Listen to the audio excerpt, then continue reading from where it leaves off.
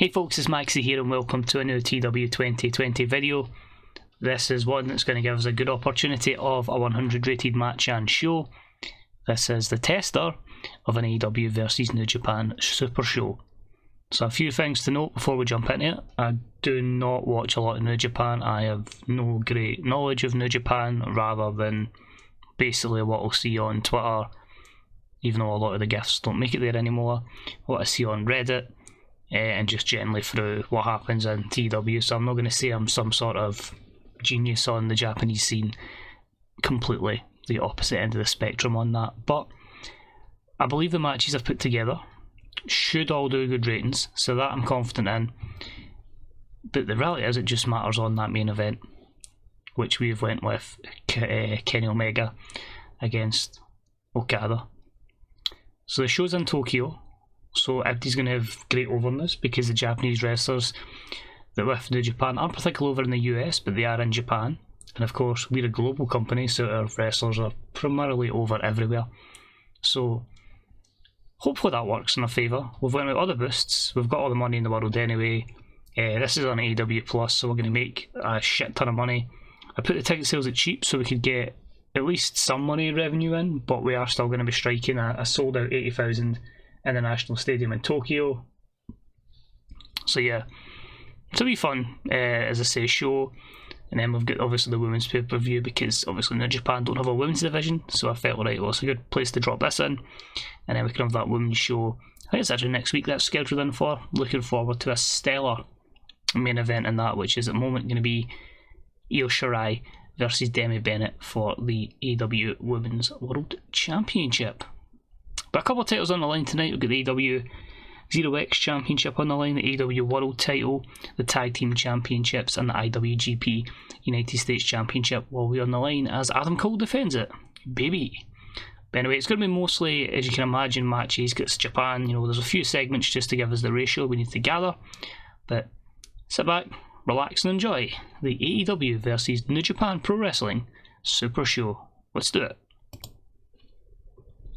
So 80,016 people at the Japan National Stadium, and I thought we'd just kind of try and go for that 100 angle off the bat, because obviously New Japan not notorious for a lot of segments in that regard, so I just wanted really just Kenny just to say, oh, I'm back in Japan, etc. It's good to be back. Obviously he'd be speaking, it says in the game, fluent Japanese, so we'll just pretend he's speaking Japanese, and Okada comes out and just basically says, I've been hearing your taunts on Dynamite the last couple of weeks. If you want to go, this is it, tonight's the night. Let's put on one more classic to show which truly is the superior brand. But a fantastic 95 rated segment, not quite the 100 I was looking for, but still something that I will absolutely be delighted with. The opening contest was about that had great heat and good wrestling. Jon Moxley defeats Katsuyori Shibata, sorry for any pronunciations that are incorrect, and in 13:56 with a Death Rider.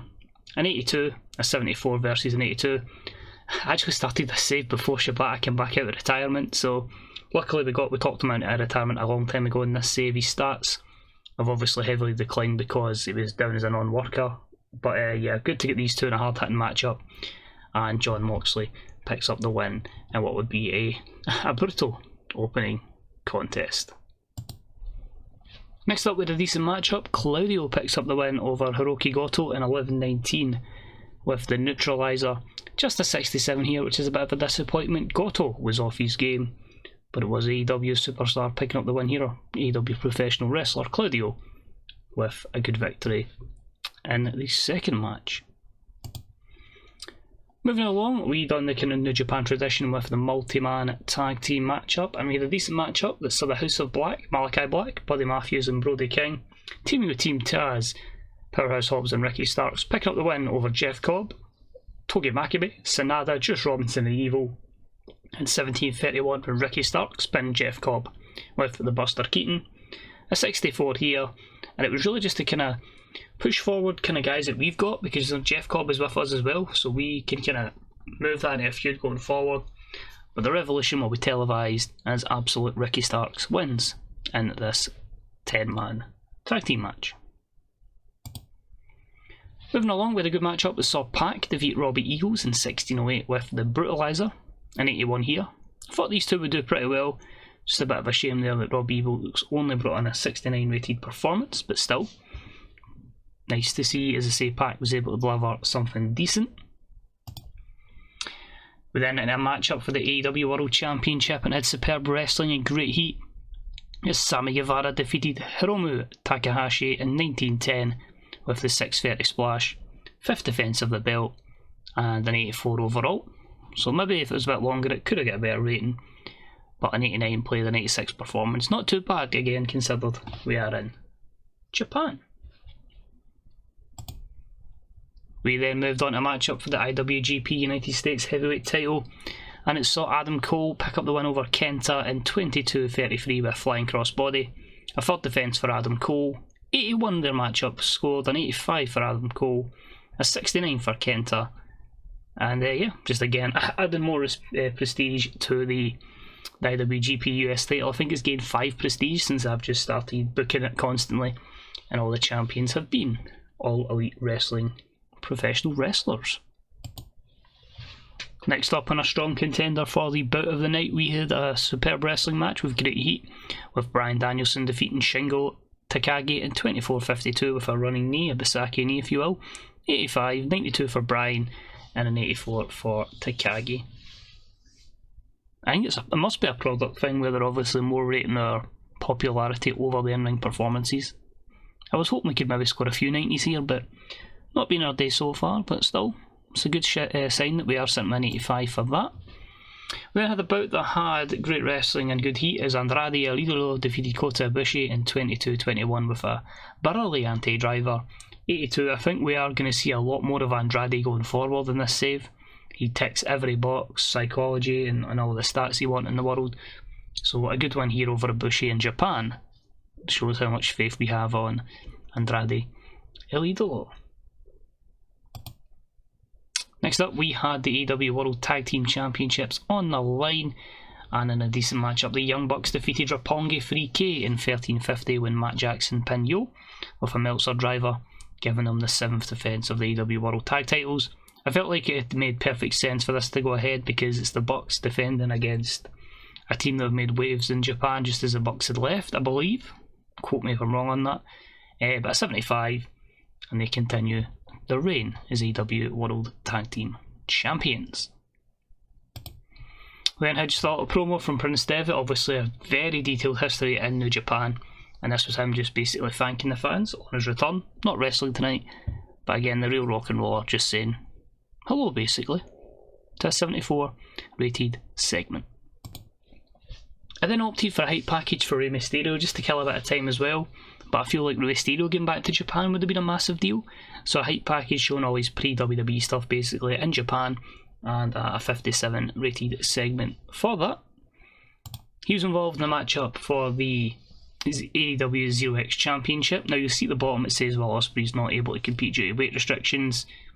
I wanted to use like my imagination here, because to me he's obviously a high flyer, he would be within the weight limit, and his overness in Japan I kind of wanted to put on Ricochet, so that's how we opted with it here. So technically for the belt but not for the belt because of the way the game is, but it was a decent matchup anyway. Ricochet picks up the win over Will Ospreay, Rey Mysterio and Pete Dunne in 14:06 when he pinned Will Ospreay with a 630 splash. That's 78, and yeah, he would technically defend his belt here.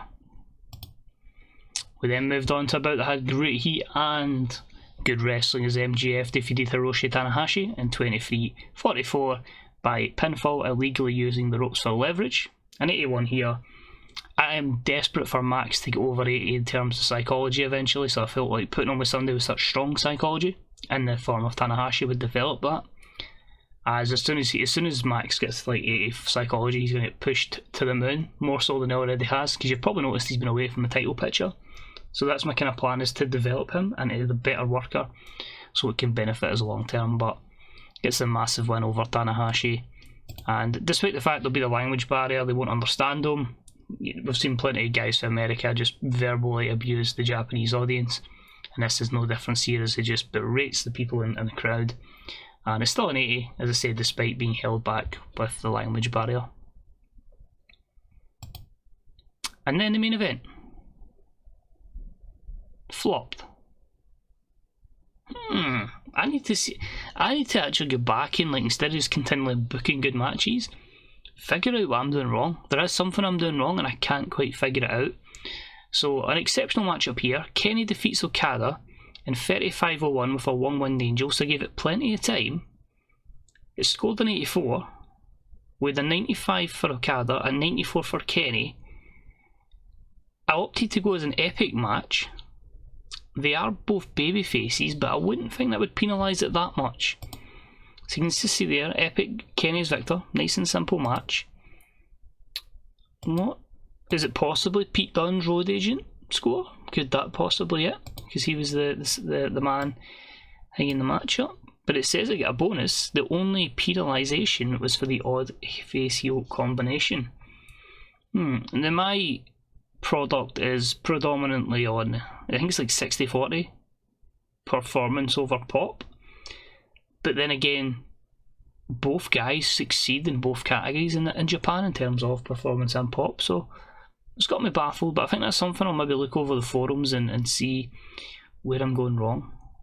But I thought that was a sure-on chance to at least get as close to 100 rated matchups. So you could say the experiment's a failure, but we'll be back in Japan because we finished the show with a heated confrontation between Ibushi and Kenny Omega. So just a 79 for that. The show itself scores a 91, again thanks to the boosts and the very strong opening promo. So with that getting an 85, I thought the match would. Match tonight then goes to Bryan Danielson versus Shingo Takagi.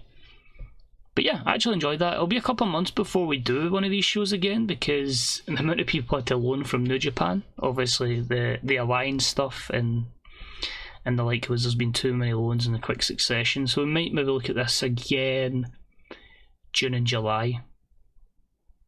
And hopefully, you know, it will be like different wrestlers we take over because that is predominantly all your bigger names. And hopefully we can start building people up for that one. So yeah, I'm going to leave it at this. The only other thing I'm going to say before we get to our next video is, one, obviously that's going to be the all-women's show. The only match I know for sure is happening is Demi versus Io for the title, but I'll have all my main stars in action there as we try and sort our women's division out going forward. Intriguing to see what I can build in the tag division. Obviously our new champions being Jade Cargill and Charlotte. After that we then head on the road to Revolution 2024. So that'll be, I think it's only in 3 weeks time, so a lot of shows in quick succession. But as I say, a lot of these will be on the AEW Plus network with their pay-per-views being on our pay-per-view providers. And then the last statement I wanted to make was on the status of the Lucha Underground situation. So I've just had the Dynamite where Jericho introduces Luis Fernandez, obviously Luis Fernandez, Gilder, Dario Cueto, basically just saying that that's going to happen. They've agreed that that will start after Revolution, but the first matchup for the championship will be at Revolution. The likelihood is at the moment I'm going to go Rey Mysterio versus Pentagon Jr., but that will remain to be seen. The way I'm going to work it is we're going to have the World Championship, we're going to have a Trios Championship, which will just be like a Lucha Underground / AEW Trios Championship, and the Gift of the Gods. Now I looked up this because the Gift of the Gods belt was obviously something that was activated for a championship match, and then it was vacated. Now I'm going to operate this one a little bit differently. I'll be intrigued to see what your opinion is on this. So with the Gift of the Gods Championship, we'll have an open match up for the title. Maybe like maybe just go Aztec Warfare. The winner of that obviously becomes champion. You must make 4 successful title defences. When you do that, you will then earn an opportunity to face the Lucha Underground champion. However, you do not vacate the Gift of the Gods Championship unless you win the Lucha Underground Championship. If you win the Lucha Underground Championship, you must vacate it. If you do not win, you then have to defend the championship another 4 times for a future opportunity. So I'm going to work it that way. No matter when your reign starts, 4 title defences.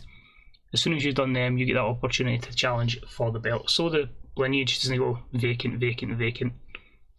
So it's going to be a 1 hour part of the Dynamite episode. So you'll maybe just get like filler of what's happening, but just looking to bring in a kind of likes of Famita, Bandido and really start improving the kind of lucha side, because we really have a lot of brawlers, grapplers, and people are still from WWE, and I really want to, truthfully, take over the wrestling world. It's time to start invoking some wars in some companies, and we did purchase Shimmer as well. I should have mentioned that, but so any women we've got that's got a bit of talent and we feel like they need to develop, we'll go there. So we'll probably recall quite a few from the development factory, and we'll see if there's any that maybe have done enough in Ice Ribbon that need the American popularity, because obviously Shimmer's going to go for broadcasting in one region to being a global show now that everyone can see, because it's going to be on the AEW Plus network. But as always, thanks very much for tuning in. If you think you know they miss you, let me know. If I don't act on it for a few weeks, it's because obviously shows are quite close together, so I've had a wee bit of backdating with videos, but I'm still playing this game constantly because I am so determined to get the 100 show, 100 rating, and try and get the 50 of them, so then I can, you know, attack the rest of the achievements. But as always, cheers for watching, and check out next week's episode for some presents. Is now elite? I think that's what I called it. Anyway, women's pay-per-view, and I'm absolutely looking forward to putting on the best talent that we've got, because we have a stacked women's roster. Take it easy. Bye bye.